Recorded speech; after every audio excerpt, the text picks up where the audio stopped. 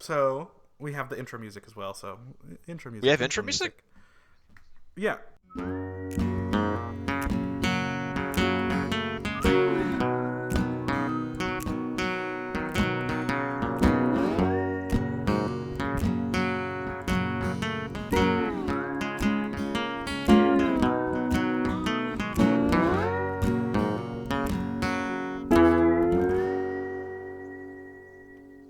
Check the episode I uploaded. Oh, I Should haven't have I it. haven't actually looked at it yet. I've been busy. All right, I'll check it out. No, you're good. Awesome. I didn't know that. That's awesome. Hello and welcome to Country Fried Fools, episode 3. I am Harry, and my co-hosts are. I'm James. I'm Henry. And I'm Billy. There you go. It was hard. So, as we've started every episode so far, what are you cooking, or if, like me, you aren't cooking tonight or anything exciting soon, what have you made recently?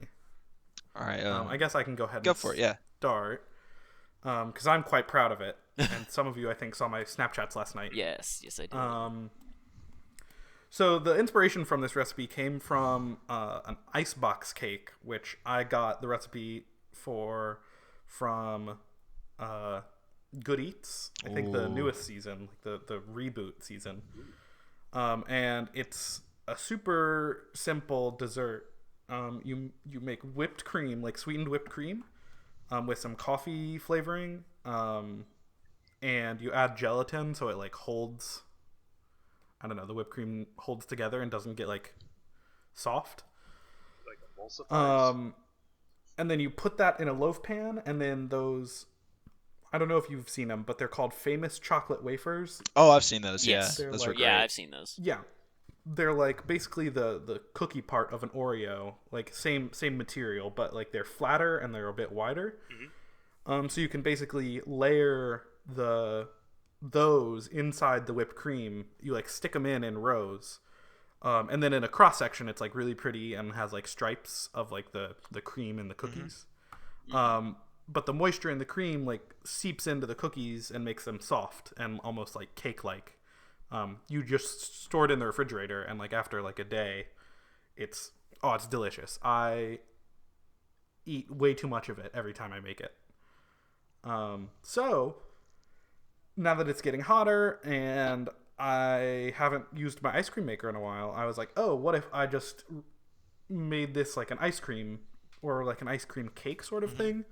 So I have a recipe for coffee ice cream that I've made a few times in the past. So I made that, and I think Henry, you were saying you'd never made homemade Ice cream. right? I've never ever made ice cream. Have either of y'all, James or Billy? I don't think so actually. I've probably assisted sometime in the past, but that was using like, the old school, I guess, churner that, everyone's Like the hand crank? Yeah, like everyone's grandparents had. Yeah, I probably. Yeah. And then, it was a big deal when you upgraded to the electric motor. Sure. Grandpa's wore out or whatever. Yeah. So the recipe for that is it's just like a custard. So like milk, cream, and your flavorings, which in my case was coffee, and sugar. You like heat that up, and then you temper some egg yolks with it, and then heat that mixture up until it like just starts to thicken. And then if you wanted to, that would basically be like creme brulee at that point. Ooh. Or you could make it creme brulee if you baked it. Yeah. But in our case, if you just freeze it with an ice cream maker, you get ice cream. So, and I think that's like the French method. There's other ways to do it, like gelato isn't quite the same. And Yeah, like, gelato. I think it's like how airy it is, if I remember correctly. When I worked in an Italian restaurant, that was I how think they explained gelato it is to like, me. yeah, has more air incorporated into it, and I think is less. I think it's the fatty. I think it's the opposite. I think it's more dense. Gelato's more dense. Maybe so. I've never made gelato. But yeah, so the good thing is once the ice cream comes out of the ice cream maker, it's at like soft serve consistency. Oh, that's nice. And then you have to freeze it to like make it fully firm. Yeah. So it's really easy to like put a layer of it in a pan, put in the the chocolate wafers and then freeze it. I haven't had it today. I was really eager to try it yesterday, and the cookies were still kind of crunchy in parts. Yeah. Which I kind of liked. Ooh, I do like that. So we'll see today if after like an extra 24 hours, they've started to soften up. But yeah, super proud of it. You sound really good. As far as modifications to the recipe, I mean, it was basically the icebox cake recipe replaced with coffee ice cream. And then I also added in some dark rum to the that's a big to the move coffee right ice there. cream. Yeah. Just because I thought it would work well. And Did you add the dark rum like so it cooked out the alcohol, or is it still alcoholic? I mean, I put in maybe like a shot and a half worth in like a quart of ice cream. Henry, alcoholic ice yeah. cream is a pain in the ass to make. It really is. But so good. But so good. I mean, I've everything. never had it. I guess it would be because alcohol freezes at a lower temperature. Yeah, so... you need you need super freezing capacity, or super cool. Or Yeah, just like some it's gonna be thickener really, or really something. cold. There's an ice cream place in Boise that I would take Kat to when I went to go visit her that specifically served alcoholic ice cream. That was its bit. It was like a 21 and up kind of thing. It was so good. It was delicious. What kind of alcoholic ice creams rum, did they have? whiskey. They had like a flavored vodka based thing. I always got the rum one because just like rum is just phenomenal in it. Is it like rum ice cream, or is it like pina colada ice cream that has a lot of rum? Something like pina colada ice cream that has a lot of rum in it. But they had like ones that were like, I think it was like mostly rum based. It was very much like, oh, there is rum in this. Like you could taste it, but it wasn't like super boozy. It wasn't like, oh god, this is like, I feel like someone just poured a shot over this and I'm eating ice cream. It was like really well incorporated where I had a lot of taste of rum but no alcohol burn. Alrighty. Who wants to share something next? Go for it, Henry. Last night I did my typical weekly thing because due to the quarantine we just haven't had any takeout. So pizza was off the table. So I've just been making pan pizzas like once a week. And I had to use half cake flour because we ran out of normal flour. How did that go? Oh, It made it softer. And I don't... It was weird. It still had the crunch in the bottom, but it was more fluffy than it was like chewy. Mm-hmm. I don't know. Yeah, it's less gluten, so that makes sense. and more. It wasn't like worse, but it wasn't better. It was just different. Like that was something. But for toppings, my family really, really likes when I do sun-dried tomatoes and Kalamata olives as toppings. That sounds so good good. stuff. So good. It's one of my favorite. It's my second favorite pizza I've made. The other one is uses salami, like Genoa salami and pepperoni, and it's just like Okay. salami is my favorite meat on a pizza. It's so good. That's a good point. And it's so good. Maybe like breakfast sausage is also a good choice. And the other one I made was 4 cheese, and it was cheddar, mozzarella, feta, and Parmigiano Reggiano. Oh, nice. So that was a lot of fun. That was a lot of fun. I think 4 cheese pizza needs to have feta cheese because it like adds a little bit of like bite to it compared and funk that other cheese just doesn't do. Yeah. And Have you it ever doesn't had- fully melt, so it's kind of like toppings. Ooh, I like that. Have you ever had blue cheese on a pizza? No. I've never had blue I've been cheese. somewhere that has like a 4 cheese On- with gorgonzola. I have unfortunately I'm probably gonna get flagged for this. I don't like blue cheese that much. No, that's fair. I wasn't a huge fan until like 4 years ago because my family always bought like crappy like blue cheese dressing. I was like, this tastes like ass. And then I got like actual like, oh, this is like real blue cheese, and I would just like eat it. Like it's not like a snacking cheese for me, but it does pair well with like very, very savory and heavy stuff. So like a steak or like a heavy pizza, I could see it. Like something that's real heavy and has a lot of like savoriness and flavorness to it. You get that like that really distinct blue cheese in there, and it kind of like adds a little like something else to cut the heaviness of everything. Yeah, some like salty tart. Yeah, I actually got Austin to start liking it because we went to a restaurant that has blue cheese chips, Yeah. which are one of my favorite things. Just like homemade fried potato chips with like basically blue cheese dressing, like good blue cheese dressing, blue cheese crumbles, and green onions on top.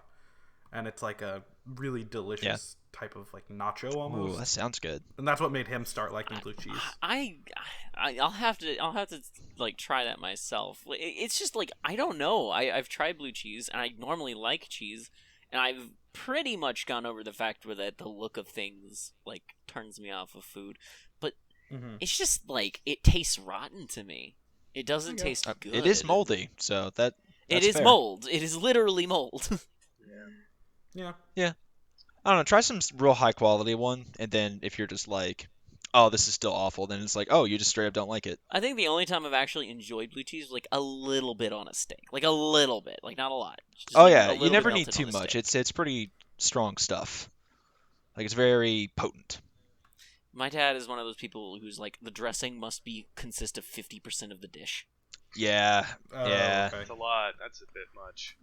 Like It's- he likes a nice wet Ugh. salad. He likes it's got to be swimming. Can Ugh. it be an unhealthy? It's salad? I don't I It just like defeats the like, purpose. yeah, dressing is dressing, not bathing. Yeah. Mhm. Exactly. All right. I guess I'll go next James? real quick. Yeah. I made this 2 nights ago just because I'm very proud of it. So 2 nights ago was Kat's birthday, and I made a lot of stuff that day actually. So I woke up that morning and made the Good Eats French toast for her for breakfast, which is like it's pretty basic, but you like let the bread dry overnight to get some thick cut sourdough, and I made a custard consisting of like half and half eggs and honey and a little bit of vanilla, and let that kind of hang out overnight, and it's just gets better as it sits for a little bit, and the bread got super dry so it would soak up more moisture. So then I dredged it in the morning and let it like kind of sit in the dredge for quite a while, like 30 seconds or a minute or something like that, and then fried it up in a lot of butter, and then put it in the oven at a low temp to kind of like let it get crispy on the outside, but like kind of finish through the middle and be a little bit like not soggy but creamy, and then serve that with cinnamon sugar and like hot syrup. And so she was like, "Oh, we hadn't had French toast since the end of quarantine, or since quarantine started, so she was really craving it. So I made that, and I forgot how heavy French toast is because I thought I was going to like not be able to move for the rest of the day. So I was like, "Oh my Oh, God," because yeah. I hadn't actually had good French toast in like almost a year and a half, honestly. Like I love French don't toast. usually get it, God, so I don't know when the last time I had French toast. it was is. super I- good. But My dad used to make it for us as kids a lot. oh yeah. Like I used to have the white trash version just because it was basically just egg and a little bit of cream that you just like cook up real quick, and it was delicious, and I was like, that's fine.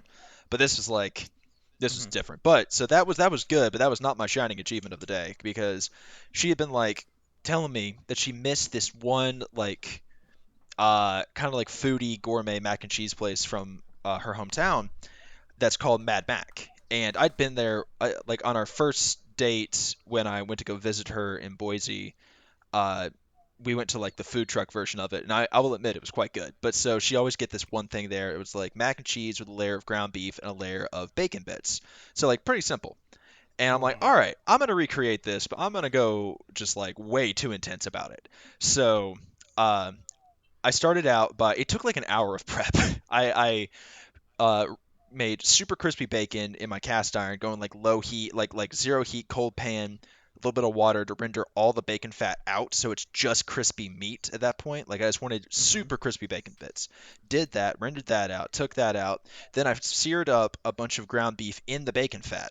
So I got like a good amount of char to it, seared that up, separated that, and then I toasted a bunch of panko breadcrumbs in a decent bit of butter to get them nice and brown.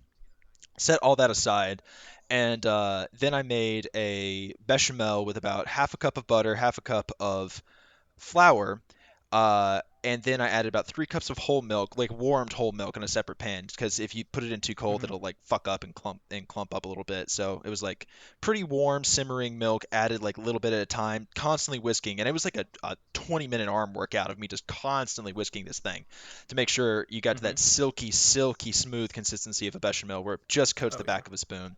So I'm whisking, whisking, whisking, whisking till the bechamel is fully prepared, and I'd also grated like 2 or 3 cups each of Mm. mild cheddar, Monterey Jack, and like half as much Parmesan. And I will say, I probably would have done sharp cheddar. Nice. I rethought about it. I think sharp cheddar would have been better. Told you. Um, yeah, I was thinking about it. I think it would have been better. But so I had all this cheese, and so you add that a little bit at a time until you get the right consistency. And I was looking at like this. I've got a cookbook for some of this stuff, and I was just looking at it, taking notes. And it's like, oh, add salt before you put the cheese in. And I'm like, no, I'm not. That's a because you already get the salt from the cheese. Why would you salt it beforehand and then add more salt to it? Then you're gonna mess it up. So I added a bunch of salt and Sure. pepper until I got the right taste I wanted. Then I was boiling some really like highbrow elbow macaroni that I got at the little market next to my place, which is like way too expensive, and made a bunch of that. And so I do this thing where I incorporate it into the cheese sauce. I don't reserve a cup of the The pasta pasta water, water. but I don't drain it. So I just I take the pasta spoon I've got and just toss it directly from the pot to the cheese. So you get Yeah. that added Yep. water, but you just don't get you get like just enough so it all gets incorporated because I don't want it to get too Mhm. thin. So it all gets incorporated. I keep stirring that up. Then the oven's already been preheated. I've got the pasta. I've got all the mac and cheese. I layer that in a layer of ground beef, layer of bacon bits, layer of toasted breadcrumbs. Put that in the oven. Bake it for 10 minutes. Bring it out, and then you just like take the biggest spoon you've got, and you just go all the way to the bottom, and you get a Shovel it. whole, you get like a whole layer of it, and you put it in a bowl. And Yeah. I gave it to her, and I was like, all right, so this is pretty good. And she's like, we both take a bite at the same time, and I just had no words. I was like, oh shit, this is good. It was So really good. I'm one of those guys who I love hot sauce on most things, and I love Mhm. putting hot sauce on mac and cheese. I think it's really great. It just this when I ate this, I'm like, I can't. It just it's too perfect. It's too Yeah. well incorporated. I can't sully it by putting anything else on it. And we ordered on Amazon a shit ton of Lactaid specifically for this purpose because she's really lactose intolerant. I'm mildly lactose intolerant, and so we both. It was so funny because we got our big bowls of mac and cheese, and we both just take our little pill out and pop it real quick. Yeah, it's your garnish. And I had 2 giant bowls of the stuff, and I was also drinking like a bunch of red wine at the time, so I thought I was gonna die. But I will say that Oh, lactate stuff really works because if I had eaten that normally, I would have been waking up at 4 a.m. and just shitting my brains out. Like that would have been the end of me, and I felt fine. I woke up the next morning, I'm great. I was like, how have I gone through life without taking this stuff? Yeah. So that was A plus stuff. Like I wrote that down in my recipe book as just like Mad Mac, and it's like it's good. It requires so much cheese and a decent bit of prep work that this is not like your like a casual little mac and cheese thing you do just on a weeknight. This is like an effort. This is like a This meal. is an effort. Yeah. But we made so much we've eaten it for 3 days. So that's good. Good yeah, shit. but that was definitely the highlight of my week. But if we do this in the next segment later on, there was a specific thing I did while I was cooking that I think benefited the meal. I'll bring it up later, but Hmm. I've thought about I'm this. I saving it. think that it benefits my cooking. Okay. Yeah. Cool. Cool. Billy, what you got? Let's see. Don't have anything currently in the works for I guess cooking this next week, but I did make in the past 2 days chicken schnitzel for the first time, which is really Ooh. good. I speak a little German. My roommate speaks a little German, so we said, you know what, let's have a culture night.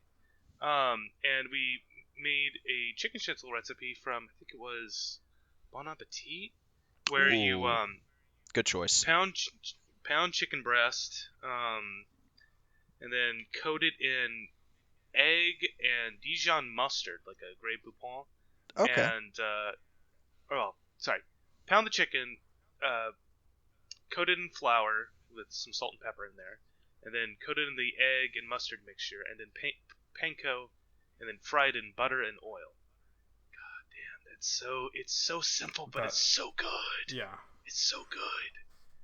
It takes like half the work of normal southern fried chicken, and it's almost as tasty. I wanted to throw some paprika or some garlic in there, but I guess for the first time I decided, let's just play it safe. Let's play it simple. Just salt and pepper. It's what the recipe calls for. On a It'll be side fine. note, for fried chicken, do you use powdered or real garlic? Just curious. Powdered. Because I've used powder. Yeah, I use powdered. Better, it gets incorporated better, I think. Yeah. Otherwise, you end up with like little clumps of garlic. And, garlic. I mean, you might be able to taste it better that way, but it's, I guess, per bite or however you spread it on there. And then I also made. So I think one of our first podcasts, my roommate had just dragged me to the local butcher shop in like Whole Foods to get really expensive locally cut meat, or locally, I guess, butchered meat, and we also got some. We also discovered there's a local dairy that has buttermilk and chocolate milk. We tried the chocolate milk, which was excellent. It was just coats the back of your tongue. It's like butter almost, or drinking chocolate butter. Finally got to use the buttermilk in some biscuits or in some Loveless biscuit mix. Which one? Those turned out great. Cook biscuits in a cast iron pan. Apparently, that's the way to do it. Oh, also, absolutely. Okay. Also, fry them in like 4 ounces of butter. Yep. I'm sorry, yeah, I 4 mean, I tablespoons think that's of butter. part of the reason is because you don't need to use nearly that much butter to literally soak them in it. Yeah. Oh. Yeah. But beyond the biscuits, which turned out beautiful, I think. I sent a picture to my parents, and I'm not sure if this was them going, "Oh, you're a great child" or whatever. But they're like, that should be in an ad for them. But the bacon was also excellent. I think I've rediscovered my love for applewood bacon instead of like hickory. Yeah. I thought it was I feel maple. like I don't eat bacon enough to be able to tell a difference, but maybe I should. We had out and try. applewood and cherry bacon. And I've never had wood- cherry. I mean, it smelled like cherry, like if you sniffed furniture, it smelled kind of like that. Which Okay. doesn't sound very appealing. No, it does not. Which it wasn't. Honestly, not gonna get cherry wood again because I mean it smelled faintly of cherries, but Okay. applewood's where it's at though. I think I always confused applewood bacon for like maple bacon because it's got like some sweet notes to it, but beyond that, I need to start going there more often. Yeah. I need to find a local butcher too. I mean, especially with With everything going local, on, yeah. local meat processing facilities being under the weather or going underproducing or whatever. Yeah. Being shut down. Yeah, speaking of, kind of related, I drove past a KFC because there's one on my way home from the Publix that I went to this morning. And there was a sign that said, "We sell chicken gizzards here." Huh. So I'm At guessing KFC? they're trying to like offload their meat wherever they can. Like the non-traditional meats that. I mean, according to I've always read or heard that the poultry industry sends most of their dark meat abroad, out of the U.S. because Americans. Because we just eat so much more white Yeah, meat. I'd believe that. we That's export. everyone says, every cook is like, dude, the dark meat's where all the flavor is. And I do Yeah, but love white. chicken tenders, chicken sandwiches, chicken salad, almost all that is. Have you ever had a white meat. thigh dark meat chicken sandwich? It's Absolutely. fucking I amazing. make those all I have, the time. but it's way easier to do a chicken breast sandwich than a chicken thigh sandwich. Is it? Fair enough. Well, because breast you can just take off the bone super easy. Not to mention then it's just more meat. Cut them and Oh, pound I them just flat. get a chicken thigh, and I'll just are we talking about a fried or just a chicken thigh sandwich? Because I'll sear that bad boy up in a little spice mix Fried. and put it on a. How do you eat a chicken thigh with the bone? Oh, in I it? debone it. Also, there are boneless, Yeah. skinless. You can also chicken buy those, yeah. thighs. Well, yeah, but it takes more effort to debone and deskin a thigh than it does. That's a fair. breast. I don't know. I debone a lot of chicken all the time, so I don't really care at this point. I just buy whole chickens. I mean, that's just my thing. No, that makes sense. And also, Americans are like, "Oh, chicken thighs are bad for you," and I'm like, "Yeah, they have a lot of fat, but they're so good." So good. Also, like, yeah, it seems so bizarre that, like, I remember as a kid growing up, my mom would be like, "Oh, this recipe calls for chicken thighs, but I'm doing chicken breasts instead to be healthier." And it's like, that's really not where we should cut. Yeah. I don't know. America's relationship with dietary health is a weird one. Don't worry about it. America's it's kind of dumb. Let's be fair. Yeah. They're probably trying to sell like all the parts of the chicken because, what is it? There's some news article out there that says like 1 in 5 Wendy's is out of beef. Yeah, something like that. Yeah, Really? yeah, they're running out. Wait, that seems backwards. I thought the like meat producers were going out of business because there's no one to buy the meat. So, the meat producers aren't going out of business because there is no one to buy the meat. The meat producers are going out of business because no one can run the factories that process the meat. Oh. They're shutting okay. down the factories because the workers aren't safe. Okay, so next bit. I thought it would be interesting because I've found this about myself. There's a lot of a handful of ingredients that aren't like typical. It's not like salt, pepper, garlic, onion, but it's a little more, I don't know, less common, but I use it whenever I'm given the chance to. So I figure, I have a few if we ever want to come back to this, but the first one I wanted to talk about is toasted sesame oil. Oh, Yes. yeah, that's some good stuff, man. Love me some toasted sesame oil. So, Specifically on Asian food. oh yeah, that's the main place where I use it. Mhm. But it's really hard to describe if you haven't had it or like tasted it. But it's one of those flavors that once you start putting it into stuff, whatever you're making just tastes like better and more like, I feel like Chinese food especially is one of those things where it's like harder to make. Chinese food in air quotes is harder to make like at home. Yeah.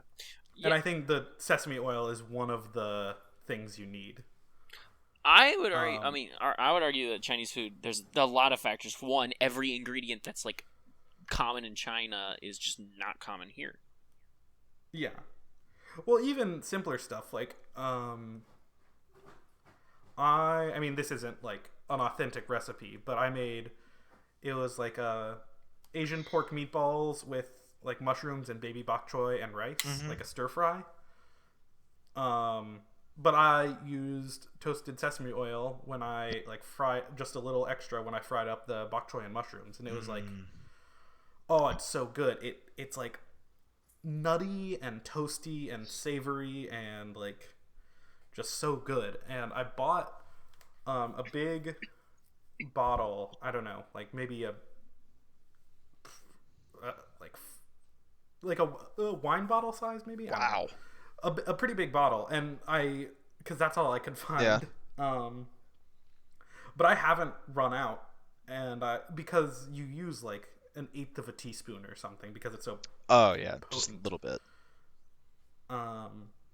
But yeah, it's whenever I've used it to make salad dressings, like a sesame ginger dressing. I've never thought about for salad dressing.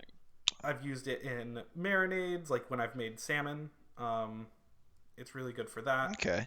If I'm ever making like any sort of stir fry, I've used it in fried rice. Oh, it's great. Definitely good in I love fried it. rice. Yeah. Yeah. Who wants to go next? I have a couple actually. Okay. Lemon. I have several, but One that I use a lot is lemon juice. Okay. okay. Yeah. Like specifically in like pasta sauces and like, or when I'm sautéing vegetables, like a little bit of lemon juice on there to just get in some tang. Like sautéed spinach, lemon juice almost always has to be in there, in my opinion. I feel like that's so simple, but I haven't done that. It's I need to. so good. Like into you that don't want to habit. use too much. You don't want to like overpower it, but like it's such a good addition to it. Like just right towards the end of the saute, I love it. It's one of the things that I've done, and it's really awesome. The other thing is balsamic glaze on like put it like it's not like in dishes, but it's like my favorite topping on like a fresh tomato or like some salad or Yeah. or just mozzarella, like a fresh piece of mozzarella, or just cheese, like a piece of cheddar and some balsamic with like crackers. Yeah, have you ever put balsamic in a tomato sauce? No, actually. No. I don't remember where I heard that, but I've done it. It's just like, not the glaze, although I guess it would work. But yeah, just like a splash when I've made like a marinara sauce for Yeah. pasta. I don't know. I feel like the acidity and like the fruitiness really complements the tomato I'm gonna have to try that. ness. I'll have to try that. Yeah. Yeah, that sounds really good. Pizza. Henry, do you like use like fresh lemons? Like, do you just have a lemon and you'll Yeah, cut it we in half have and squeeze we it, have or- fresh lemons constantly in our house. Oh, I forget. You have a tree, don't you? We have a tree, but not from the tree. But like we just buy fresh lemons a lot. Okay. But yes, we do I have guess a they're lemon not that tree. expensive. We do have a small lemon tree. Lemons are top tier. Similar to that is lemon zest. Yeah. What? Yeah. Like, especially in like a pot, if you're making pasta, I missed you. What you said? What? lemon zest. Oh yes, So lemon good. zest. Utilized, Oh, yeah. Yeah. so good. Lemons, especially now that I've started like making that pasta aglio olio from like Babish. that you Absolutely. fucking love so Yeah. much. it needs some lemon zest zest would in go there. really good in that. Yeah. I bet. Yeah, like fresh lemon. Like it's always good to have. Like I need to make. It's that. good, man. It's very good. I really like pasta, but for some reason, it's just not something I'm like, oh, let me make a pasta dish. But then every time I make it, I'm like, oh, this is great. Why don't I do this more often? Yeah. Delicious carbs. Yeah. Oh, I know. I have so much pasta still got to eat. No, I use a bunch of lemon zest. now I want to go Now I want to go run 3 miles and then eat 5 bowls of pasta to. Right. Now I want to just go eat pasta. That's Yeah, fair. basically. Skip the run. Yeah. I used a bunch of lemon zest in something I made the other week. I made the Gordon Ramsay shrimp scampi, and it calls for like 2 lemons juiced and zested in the shrimp, and I'm like, oh, this is a lot, and it was totally necessary. Super good, super good. It was amazing. Okay.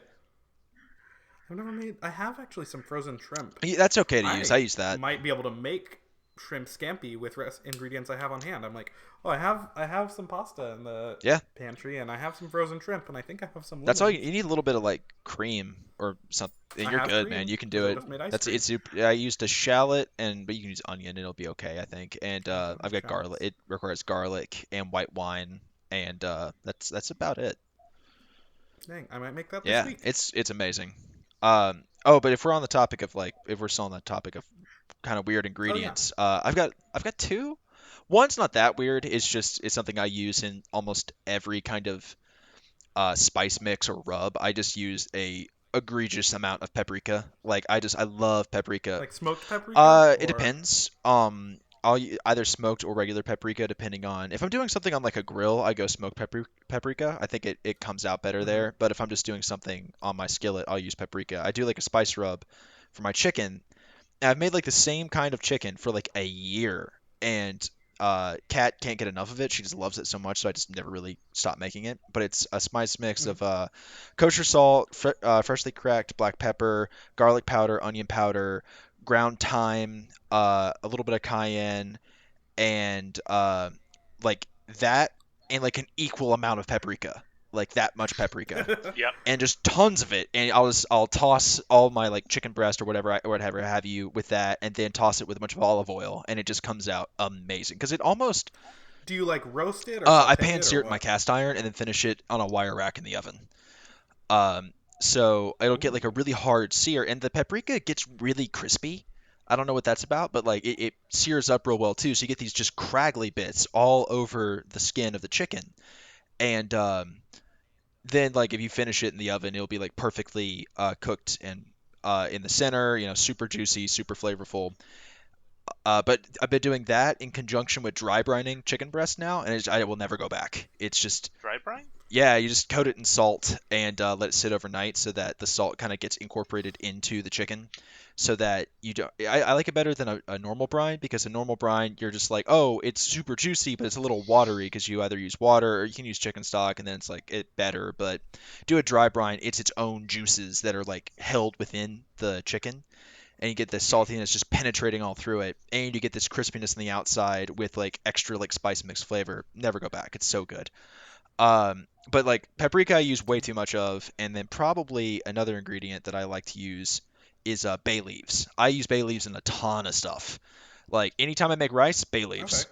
And bay leaves and garlic. Oh, Oh yeah, really? yeah. I'll it adds a good like hint of something. So I'll do like the Alton Brown toasted rice that you like. I'll do that in chicken stock, and while it's boiling, I'll throw in uh, one or two whole bulbs of garlic and two bay leaves, and it will come out tasting like heaven. It's really good. It adds a lot of flavor to something that's like a big batch of something. I wouldn't do it in a small amount, but like if you're making a big thing of rice, absolutely add a bay leaf. If you're doing any kind of roasted pork, bay leaf. Like any kind of large thing that can handle like that very, very potent little leaf, it just adds a lot to it. A lot of like just savoriness and unctuousness, I guess. It's really, really good in Hmm. any kind of like roasting really any kind of giant chunk of meat or cooking lots and lots of grain. Highly Okay. recommend. I feel like I couldn't if I like tasted a Yeah. bay leaf flavor. I don't know if I'd be able to point to it and be like, ah, that's bay It's leaf. subtle, Yeah. but I can tell when it's not in there. I just every now and then I'll get a recipe that's like if it's like a stew or a sauce Mm-hmm. or a soup or something, it'll be like add in a bay leaf, and I'm like okay, It just but I yeah. have no idea. It what it tastes just it's not really you're not looking for the bay leaf taste. It just ups the taste of the food. That's basically what it is. It's just like magnifying everything. Not like salt where it I'll tastes more start like trying that when I itself, make but it just rice. adds this extra savoriness to it. So if I do rice not only in homemade chicken stock, but with garlic and a bay leaf, it's like super savory, delicious rice that I will just eat as a meal. I won't like it doesn't need anything on it. It's just good to go. I'll eat it. It's amazing. Okay. Yeah, highly recommend. The garlic is a lot too. Like I would definitely add like don't use garlic powder Yeah. for that. Use just an actual bulb or a little thing. Like just throw a clove. Yeah, in clove. whole? Sorry. Yeah, not a whole bulb, but a little clove of garlic. Just use all your garlic. Use it all. Whatever Use garlic it all. you have in the house, throw it in there. Yeah, Throw it in there. but It'll that's the big. more garlic, the better. There is no upper Okay. limit. Yeah, but yeah, paprika and bay leaves are my two biggest spices that I use that aren't like I guess typical. Mhm. Yeah. Okay. I use a lot of nutmeg in a lot of my dishes. Nutmeg is so top some tier shit, man. I love that stuff. Nutmeg. So Freshly good. ground or pre-ground?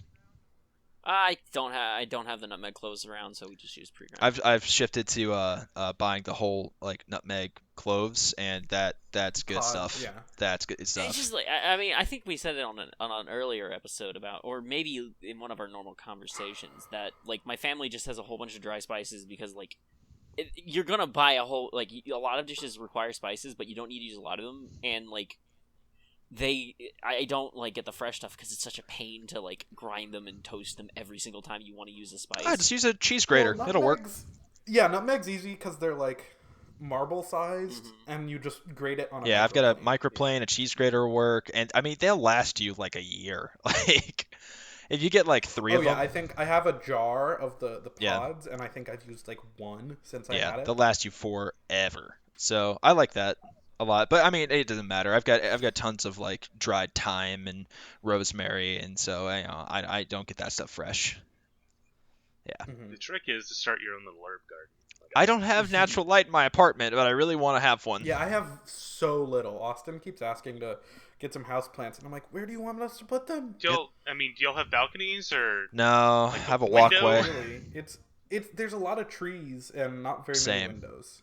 Ah. So we're in townhouses, so only like the front and the back surfaces of the building have windows anyway, and then it's like, one's our bedroom. Just turn that into a garden. We're doing what we can. I know. But, again, off topic. Yeah. Mhm. I'm gonna start preserving So my herb Billy, you're the only one. who Um, has not talked. Well, yeah, but mine's pretty similar to James. Like, I think almost word for word, I've made that chicken recipe that you've been mentioning. Like except the way I make it is I throw chicken in with olive oil and your garlic and paprika, and then just store that in the fridge for like a day or two. That's fair. That's it's marinating it, and that's lets it Yeah. seep into the chicken. I like doing it fresh because that paprika will sear up as well, and I really like Yes. that. It's not like don't burn it, but like that seared up like that. Oh my god, I don't know what it is, but it gets It this just gets so amazing crispy. texture. Yeah, exactly. Yeah. I'll have to try that because I have some chicken breast. Real good stuff, man. Let's If you want to see. up it, butterfly that thing and pound it out so it gets like super like thin. It looks like crisps up and it's fully cooked. That's what I've gotten in the habit Oh, of doing. yeah. It's so much Yeah. easier to make tender. I mean, also, just cooks evenly and all True. at the Yeah. same time. True. Or faster. I guess malt vinegar. Malt vinegar on fish is actually pretty good. Oh yeah, that's Ooh, yeah. game changer. Yeah. Malt vinegar's amazing stuff. On potatoes too. It's Oh, it's one of the I- only things the British got right about cooking. that's true. Malt vinegar. Yeah. I want to come back to. Well, we'll come back to that later. But I think the British get a bad rap. But if I'll second that. have I fish second and that. chips and don't have malt vinegar, it's like I don't want the fish and chips. Yeah, it needs it. It needs the vinegar real bad. It's You just so heavy. You need lemon at least. Yeah. Malt vinegar though Yeah. does add a little something. That's something true. to It just cuts the I mean, heaviness. It's yeah. so heavy. I mean, it's the same thing with a little bit of lemon in fried catfish. You know. yeah. Yeah. Yeah. Oh my god, I haven't had fried catfish in forever. Well, that's because you're no longer in the South. I'm in really. the. I'm You're in Texas. Okay, Texas is a different kind of South than you know. It's its own thing. That's it's true. the Southwest. It's it's not. its own It's not entity. like Yeah. It's not like oh, get yourself a river and get yourself a catfish and grab yourself some fryer and have some fun. Like, Yeah. almost every go in the middle of goddamn nowhere in any town, rural Tennessee, Georgia, Alabama. There's a catfish place. There's gonna be a catfish fry place. That's true. Now Texas is more just like, all right, we just killed this cow. Let's eat all of it today. That's the thing. I feel like every region has like that meat, and for the South, unfortunately, it's fried catfish. And I love fried catfish and fried chicken, but like I mean, I think it's just fried food. I in think general I in the think I South. prefer like the fish of like a coast, like fresh fish. That's or, yeah, like, that's steak, fair. I personally. do really So enjoy that, that. but that's just me. That's fair. That's But fair. that- Interesting you bring that up. I feel like the go-to meat for Florida is either gator, or if you're on the coast, it's like mahi mahi. What is or your something. opinion on Gator- gator? Because I enjoy it, but I don't think I would eat it very often. Like I had it and I'm like, yeah, this is fine. Yeah. But most other meat is I better. think it's overblown a lot. I think it's because I mean, that I think it's it's from like, an oh, animal I'm that can eating kill gator. you, unlike most animals that we eat. Well, no, it's just I don't think it's Also, that good. The availability of it in Florida is probably a little bit higher than like Kentucky. Funny Yeah, you but I gotta mentioned. imagine it's harder Funny you to raise mentioned like gator. I the don't know. meat of the thing, Florida being gator. Like that's the same thing for Louisiana. I'm pretty sure because like I think it might be a little bit of like a not entirely tourism, but like a little bit of that. Yeah. And like We can make these no, tourists like our eat that friend weird meat. Dustin. Our friend Dustin constantly talks about boudin balls, alligator boudin balls, and it's just like I mean, boudin's really Yeah. good. boudin's really good, but like that's just something like he fucking wants more than anything. Okay. Whenever and Huh. he had so much boudin when we went to Louisiana. Isn't together. he I forgot y'all did allergic that. to Shrimp? He's allergic to shellfish. Alligator is not Oh, a that shellfish. sucks. Yeah. Yeah, but some of the best like Oh, that was Cajun a food. minor complaint. Like I went to Louisiana, I'm like, I'm gonna eat the shit out of this Creole. Like I'm gonna have. Yeah, that's why I was like, I am going to what else have- did he eat down there I besides am gonna boudin? have Creole, and we had to find restaurants that didn't have shellfish because he's allergic to shellfish, and it was just like, I feel like we missed out on so much of the cuisine of Yeah. the thing, and I'm like, this is like, I came here to eat Creole, and I didn't really eat Creole, and I was not very impressed with most of the food we had. Well, most of the restaurants, because they were all like generic touristy places, but they weren't like, but they were like, this is what you go if you're not comfortable with actual Creole food. Like Mhm. it was like we went to I'm trying to remember the name. We went to one famous place, and I got Don't cut us out from any the particular sponsors, scallop. Henry. I got the like I'm trying to remember what it was called. It was clam like chowder or not chowder. Gumbo.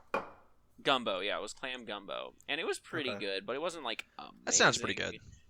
It was okay, but like the rest of the people, they had po' boys, and I'm like, I look at the po' boy, and I'm like, that doesn't look very good. And he's like, it's not really good. And it was one of those like overblown Yeah. popular places. So Yeah. I feel like that's like always a risk when you hear like the popular place. Like Loveless isn't overblown. Well, maybe it's a little overblown, but those biscuits and like a few of the things. Those like, Loveless- biscuits are on par with anything you've ever heard. Like Oh, I know. those but, biscuits are like, there.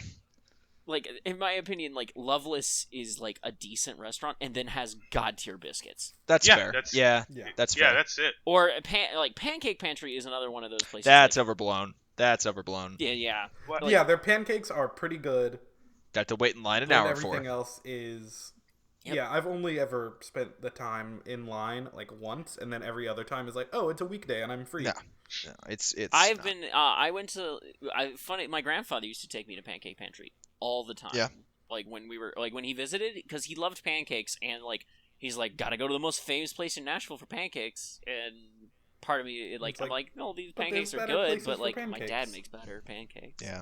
Yeah, or like Nashville. Nashville I is think that's underrated really as good hell. I pancakes. love Nashville. Not for a chain restaurant. Nashville's I mean, insane. it's not a Nashville's chain. not a I know. chain. I know the. I thought Nashville was. I no, thought- there's No, they there used to be have two locations. Two locations There's one and now, one in the airport. and one at the airport. Yeah. Isn't there one in like Cool Springs? I No. The owner of it lives like down the street from my dad, dude. Did you not know that? Because I thought Nashville was in other cities. 'cause No, man. I know the owner. Nope. I know him. He used to bring me the Nashville. I really clam like chowder. Nashville. I think the last time I went to Nashville was with you and Austin, Harry, and Oh, maybe so. I had that pastrami latke sandwich. Yeah. That was I still haven't made those unbelievably freaking good. latkes. Oh, they're good, man. Oh, but fun fact about Nashville, they have a Reuben soup that the owner made. He's also a chef, but he made that soup because I went there so much as a kid and ate Reubens that he's like, oh well, James always gets soup and a Reuben. I'm gonna make a Reuben soup, and so he like made that because I just was obsessed with it, and he like let me try it and everything like that. But that dude is a saint. I love. The I know, Reuben man. soup. It's great, isn't it? I don't know where. it But went. every time I was sick as a kid, he would stop by and give me like a gallon of the Nashville clam chowder because I loved oh, it. the matzo ball. Oh, okay. And well, I thought you were gonna say the matzo no, ball. He would the clam chowder there is weird because it's not really a clam chowder. It's like a potato soup with clams in it, and it's really good. But he would bring me a gallon of it, and I would just eat that while I was sick, just because it was like pretty easy on your stomach, and it had some good flavor, and it was just like kind of helped you keep your meds down and everything. But oh my god, that dude knows how to make some seriously good food. Nashville, I'm so sad the downtown location had to close because it got bought out. It didn't get its like lease renewed. I don't think there's one in Cool Springs. I think the only one left is in Green Hills and then the airport location. Yeah, Green Hill. It's right by my house. Yeah, I love that one. We've gone way off topic, by the way. We have gone. We Yeah, started. wow. We started with balsamic, or no, is some kind of vinegar. Malt Malt vinegar. vinegar. Yeah, that's what we started with. I have a surprise topic that I just thought of that might be Okay. Okay, All right. go for it. weird restaurants that shouldn't work that you really love. Ooh, Like okay. I think you have something in mind. I so have why a don't you go very first? specific one in mind Okay. that was reminding me of Nashville. So there was a Lucy Yogurt in Green Hills. Oh yeah. What is that? So Lucy Yogurt, it's like it's your typical like frozen yogurt. Just like a place. frozen yogurt place. Yeah, it's a Okay. frozen yogurt place, and it's a chain. It's everywhere. But the owners were had previously owned a sushi restaurant, and about like after 2 weeks of running this ice cream place, they said, "Well, we aren't really making any good business. Why don't we also just sell sushi on the side at this place?" So you could get some of like really high quality sushi for like $3 to $4 a 8 roll, and Jeez. yeah, it was super cheap. Like it was, and it's to this day some of the best sushi I have ever eaten, and it was so cheap, and like it was Lucy Yogurt and sushi, and it was like this restaurant shouldn't exist, but I even got yogurt sometimes with the sushi, and So it was a frozen yogurt place that eventually became or very quickly became a sushi a restaurant. sushi. And they yogurt closed place. down because Green Hill Rent, but Yeah. like MBA, like a Jeez. lot of Okay. I remember like a lot from our high school, like a lot of the people would come back from Lucy Yogurt and like bring in like a whole bunch of like takeout from there for sushi for like dinner during the musicals while it Huh. still existed. Okay. I've actually got a pretty good one for this too. So when I go to visit my uncle and he lives out in the Outer Banks in North Carolina, there's a pizza place that we both are obsessed with. It's like right by the coast, and it has no right to be this good. and it used to be a Pizza Hut that it looks like a Pizza Hut that this family owned this like one little franchise, but they got into a dispute with the main branch, and so they basically said like the Pizza Hut branch was like, all right, screw you guys, we're out of here. But so they still own the building, and it looks exactly like a Pizza Hut. So they're like, oh, screw it, we know how to make pizza, we'll make our own pizza. And they wanted to like kind of figure out what the pizza place is going to be named, but they couldn't ever decide on one. So the place is called No Name Pizza. It's just called that, and it's this weird like Greek Italian inspired pizza that also has like a bunch of like seafood because it's right by the coast and a bunch of like classic Americana food, and you're like, oh, this is like a Charlie's thing, we can get pizza and burgers, and like this can't be good. It is divine. Yeah. I don't know why they're like they make such good food, and it definitely is not like it's not the most traditional pizza I've ever had in my life, but they get these giant pies, and the famous one's this Greek special. It's like a huge pizza covered in feta cheese, roasted tomatoes, olives, and the crust is just like soaked in like really, really good olive oil. And like every time I go there 3 or 4 times whenever I visit my uncle, and I just eat it like breakfast, lunch, and dinner. I'll just get a giant one and just eat on it all the time. Like the minute I Okay. get there, I'll go to that place, and it's just so good, and everything's good. Like every little thing. I've tried other stuff there. I've had their seafood. I've had the burgers. I've had everything. It's all great, but that pizza, and I've had a lot of pizza in a lot of places, but that one right there has no right to be that good because it's a tiny little old Pizza Hut on the Outer Banks in North Carolina in the middle of nowhere, and it's just out of this world good. It's like the town's favorite place to go. It's like the only like there's like Okay. a Domino's or something down the road, but like that's like the town pizza place that everyone goes to. Right. It is out of this world. I mean, I have shirts from there. I bought merch. Uh, I have pictures of me eating pizza there. Like I got there one time. I went to go visit him, and I rolled in there at like midnight, and because it was such a far drive from Nashville, and my uncle had gone there that evening, and there was extra no name pizza in the fridge, and so at midnight I just downed like Oh, three hell pieces yeah. of cold pizza and just went to bed. But and I've done that. I've woken up at like 7 in the morning and eaten that pizza because I knew it was left over from the night before. It is that good. Good Yeah. shit. I'm so happy that your place still exists. Like, I love places like that. Yeah. I wish there were more. I wish Green Hills had more of It's those. too expensive, man. Yeah, I mean that's just a Nashville problem It's, in general. I I mean, feel like well, like East Nashville doesn't really have that problem, really. The rent's low it's enough. getting to It's that getting there, but like, point. I feel like it's only a matter of time. and like there's just lots of really interesting like hole in the wall places that are just like really Yeah. good. Like our favorite Indian place is like Taj over there. Taj is good stuff, Okay. man. Taj Yeah. is that buffet is so dang good. hmm Alrighty, I can go over mine super quick. So, this is with the caveat that I haven't been, so it's only going to be a brief description. But I've had it recommended to me so many times, and it's the only thing I can think of.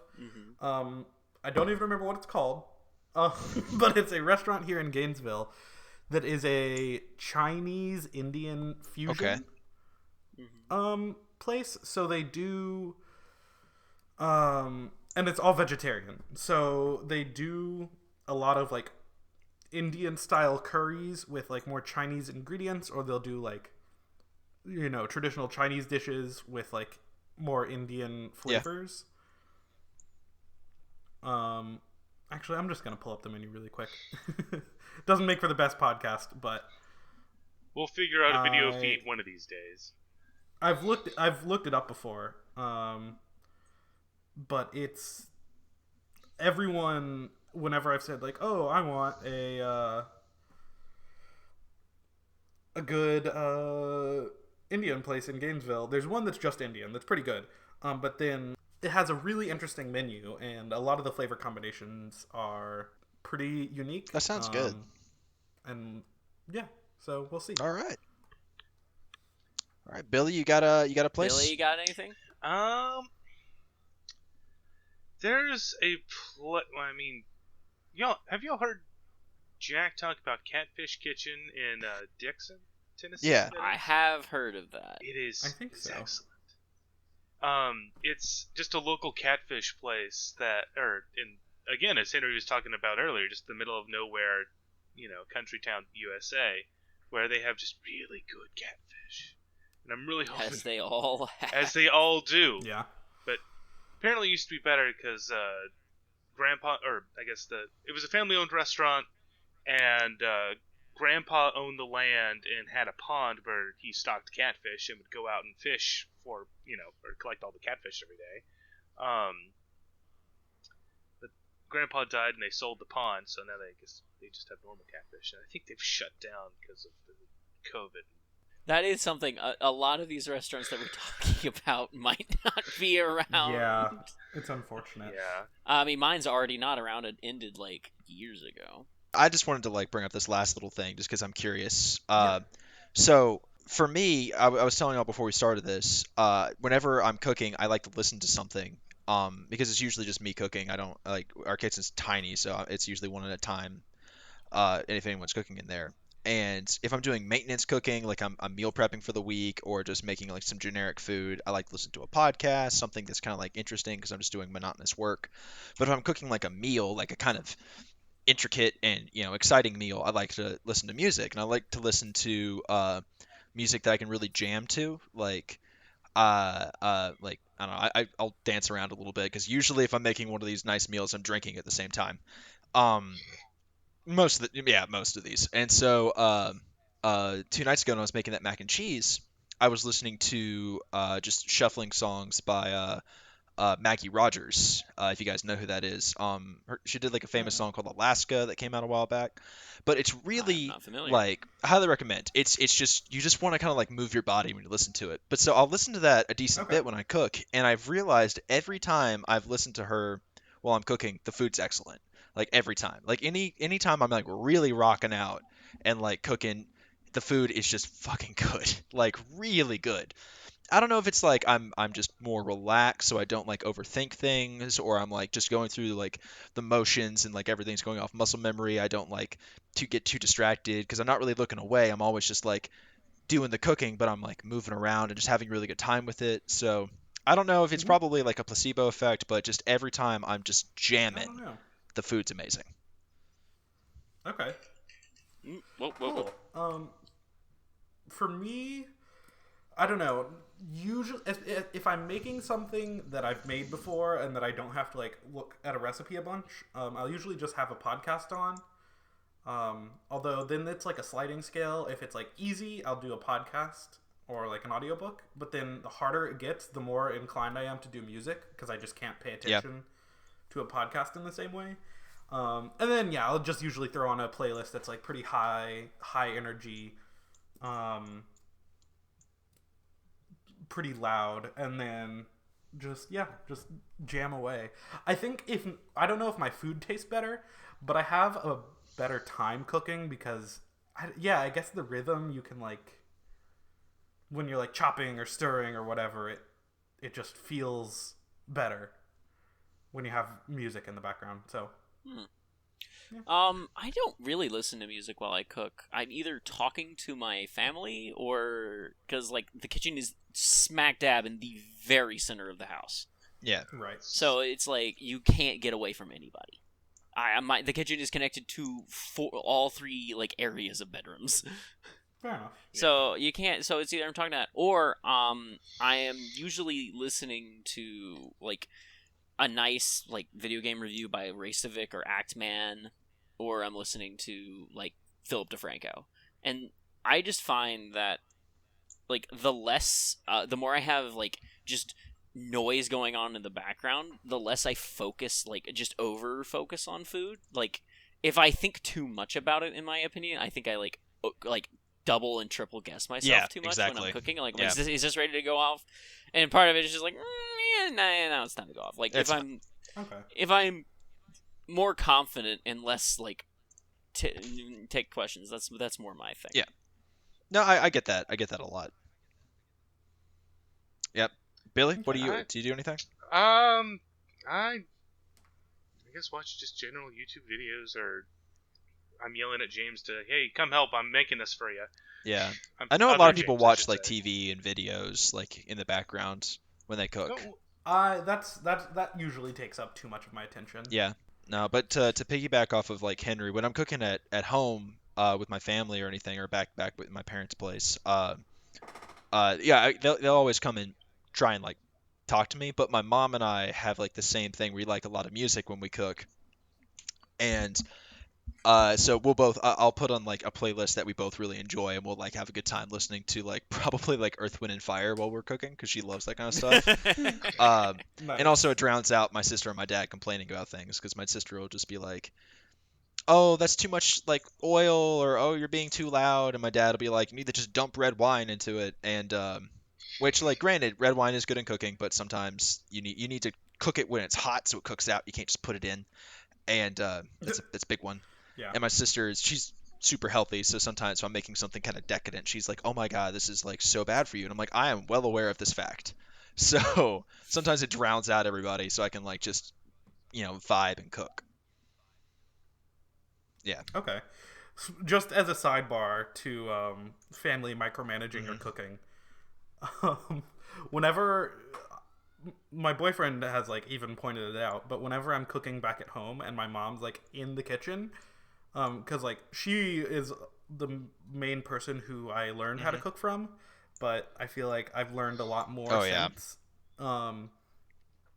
So she'll like keep coming behind me and being like, "Oh, are you sure that's not gonna burn?" Or like, "Oh, do you think that needs more?" Yes. And I'm like, "No, mom, I've made this before." Oh my Yeah, god. that happens. But see. I also if I'm sharing this, I would be remiss if I didn't point this out about myself that whenever Austin's cooking, which Oh, I know what this sounds like, but I have cooked a lot longer than he does, and he wants help. But sometimes the way I go behind him and be like, you might want to turn the pan Yeah. down, or like, Yeah. have you added salt, or like maybe not that much Yeah. salt. He's like, Harry, you're being your mom. Go away. Stop. I'm Same like, thing. okay. Same exact thing happens to me, man. Whenever Kat's cooking, I physically leave. I go somewhere else. I either leave the apartment or I go on a walk or I go to a different room and play and watch something or play something. I do not even enter the kitchen because I know I'll do that shit and it bothers the hell out The of her. worst thing, so I don't know about you or like how widespread this is, but like when I dice an onion, Mm-hmm. I do the thing where it's like you cut it in half and then like slice horizontally through Yeah. it a few times just to the root, then vertically, and then like actually do Yeah. the dicing. Yeah, same so thing. like, yeah. So I've shown that to Austin several times. Yeah. But he always does the vertical slices first and then tries to do the horizontal ones, and I'm like, look, if you do it that way, it's a lot Yeah. harder. And like sometimes he'll cut all the way through. So whenever he goes to chop an onion, I have to do the same thing. I have to just walk away because I will be like, no, don't cut it in half Yeah. like that. Oh, I'm actually curious, Harry, because I know you went to culinary school for a year. Did semester, but like, More really. how much knife skills? Like, how much of the training was like knife skills? Because I've heard like the first part of like culinary school is just learning how to handle a knife. and stuff There like that. is one of like it was in like lab rotations. So like you would do one thing for I think it was 9 days in a row. And it was like different modules, and I think knife skills was one of them. So like there obviously would be some knife skills involved in anything. I mean, maybe less for like if you were doing like bread. But yeah, knife skills I think was its own thing. You, Henry, at least you watch Adam Ragusa, right? Yes, that's part of the reason why I mentioned this. Like, I don't totally. For anyone who doesn't know, there's a cooking YouTuber who's very much abides by the philosophy of like if you're cooking at home, you don't have to do it perfectly right. Like you're cooking for yourself, do whatever feels right, and like don't feel pressured to go extra hard. And he says with knife skills, like as long as you can cut your vegetables or whatever, it doesn't matter if you can do it like the fast right way, because like in the grand scheme of things, cutting one onion, if it takes 1 minute versus 2 minutes, it's like fuck it, it's 1 minute. But I'm also of the opinion where like I like improving my skills and like want to get faster and more precise. So because like I have only know knife skills from just like practice, I guess. Not to the like restaurant level because that's insane. But yeah, I'd still rather know like a fast, efficient way to do something rather than just I'll go at it with a knife until it's done. I mean, part of it is just like, do I want like absolutely perfectly looking stuff, or do I just want roughly the right size? Yeah. And That's a Like, good it's- thing. I mean, yeah. depending on like, what I'm doing. for instance, yeah. when I'm making pasta aglio-olio, a dish that we have mentioned how many times now in this episode? A So couple. many times. several times. Like, a lot of people are like, cut that garlic as thin as possible. At a certain point, I gave up on doing that. Like, I just chopped the garlic into like My mom's trying roughly. to FaceTime call me. I'll call you back, Mom. It's is Mother's Day. Call your mom. I talked to her We're this almost morning. done. We're I'm almost gonna call done. her in a second. Yeah, I mean, it depends. It depends on the dish. Like, if I am, making like just sautéed onions that'll go in another dish, like chili Yeah. or something. Oh, I who don't cares, care. yeah. Just cut them small enough where it won't be gross when you get a big piece. But then if it's like, I don't know, if I'm making something where like, the raw vegetable is like more prominent or whatever, then I put in a That's little more fair, effort to yeah. make it consistent. I don't know. I kind of dig the like when everything's too like perfect, it throws me off a little bit. I kind of like rustic and like it looks like it was done by a human being and not like a robot. the man-made machine that the cooking industry Yeah, has a become little almost. bit. Like I kind of like I like something that looks like a grandma made it. Like that Okay. it makes it feel more human. Hey, grandmas have a lot of skills I sometimes. know. Because they've been Oh, doing absolutely. It so long. But yeah, They've done it so long. I will not say that because they've done it so long, at least in my case, they were ever good at it. that's fair. I love my Oh, I mean, I love my grandma varies my person to my late grandmothers to death, but neither of them could cook. And Sure. like my dad actually had a lot of stories of like that basically grandmother had to cook for 6 kids. Yeah. And her and the husband, so 8 people at the table each night. Yeah. Oh, that's a lot. And- Yeah. And so basically at that point it's not cooking for taste, it's cooking for sustenance and just to fill every person. That's fair. And there were many times where people would just constantly complain about the food, and a couple times my grandmother literally flipped the table. Well, There there you you go. go. Strength, man. The D&D table flipped. Oh, yeah. that. I get you. Well, thanks for listening. Have fun cooking out there, everyone. We still need That's to sign true. off. We do still need to sign off. Nah, that's We'll come. Good- we'll good enough. It's a work in Bye, progress. everyone. Okay. goodbye, internet. Bye. Bye.